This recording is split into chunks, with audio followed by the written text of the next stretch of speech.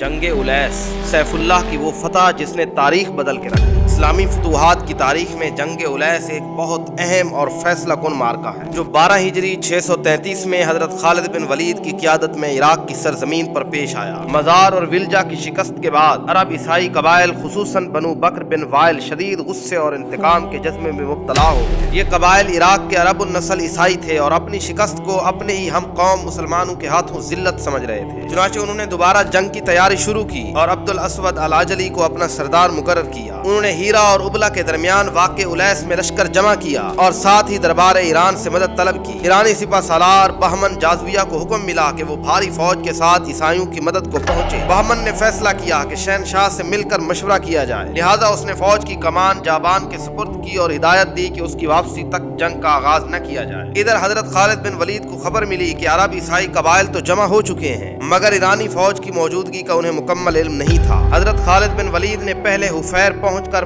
پشت کو محفوظ کیا، پھر پورے اعتماد کے ساتھ الیس کی طرف پیش قدمی کی۔ الیس پہنچتے ہی حضرت خالد بن ولید نے دشمن کو تیاری کا موقع دیے بغیر اچانک حملہ کر دیا۔ حملہ اس قدر شدید اور غیر متوقع تھا کہ دشمن بوکھلا گیا۔ عیسائیوں کا سالار آغاز ہی میں مارا گیا اور ان کی صفوں میں اضطراب پھیل گیا۔ یہ صورتحال دیکھ کر ایرانی سردار جابان آگے بڑھا اور ایرانی دستے کے ساتھ عیسائیوں کا حوصلہ بڑھانے لگا۔ اس کے آدمی لشکر میں اعلان کرتے پھر رہے تھے کہ بہمن جازویہ بہت جلد ایک عظیم فوج کے ساتھ پہنچنے والا ہے۔ اس امید نے عیسائیوں کو کچھ دیر سنبھال لیا اور انہوں نے بڑی جرت سے مسلمانوں کا مقابلہ کیا۔ حضرت خالد بن ولید دشمن کے اس غیر متوقع استقلال پر حیران ہوئے مگر انہوں نے مسلمانوں کو مزید جوش دلایا اور بھرپور حملے کا حکم دیا۔ وقت گزرتا گیا لیکن بہمن جازویہ نہ آ سکا۔ عیسائیوں کی امیدیں دم توڑنے لگیں۔ آخرکار دشمن کی صفیں ٹوٹ گئیں، ان کے قدم اکھڑ گئے اور وہ میدان جنگ سے فرار ہونے لگے۔ حضرت خالد بن ولید نے اعلان کیا، جو بھاگے اس کا تعاقب کرو حتیٰ کہ اسے زندہ گرفتار کر کے لایا جائے اور صرف اسی کو قتل کیا جائے جو مزاحمت پر اتر آئے۔ مسلمانوں اور ان کے ساتھ شامل عراقی عربوں نے دشمن کو گروہ در گروہ گرفتار کیا۔ ایرانی فوج نے جنگ سے پہلے کھانا تیار کر رکھا تھا اور وہ اطمینان سے بیٹھے کھا رہے تھے مگر مسلمانوں کے اچانک حملے پر وہ کھانا چھوڑ کر بھاگ کھڑے ہوئے۔ حضرت خالد نے فرمایا، یہ کھانا اللہ نے تمہارے لیے تیار کرایا ہے، اب اسے کھاؤ۔ مسلمانوں نے اللہ کا شکر ادا کرتے ہوئے وہ کھانا کھایا، ایسی نعمتیں جو انہوں نے پہلے کبھی نہیں دیکھی تھی۔ جنگ کے بعد حضرت خالد نے منیشیا نامی مالدار شہر کا رخ کیا جو دولت اور آبادی میں ہیرا کے برابر تھا۔ اس شہر نے بھی دشمن کی مدد کی تھی، چنانچہ اسے فتح کیا گیا۔ یہاں سے مسلمانوں کو بے شمار مال غنیمت حاصل ہوا، حتیٰ کہ ہر سوار کو 1500 درہم ملے۔ حضرت خالد نے مال غنیمت کا 5واں حصہ اور قیدی حضرت ابوبکر صدیق رضی اللہ تعالیٰ عنہ کی خدمت میں روانہ کیے۔ جب خلیفہ وقت نے حضرت خالد کی فتوحات کا حال سنا تو بے ساختہ کہہ اٹھے کہ عورتیں خالد جیسا شخص پیدا کرنے سے اب عاجز ہو چکی۔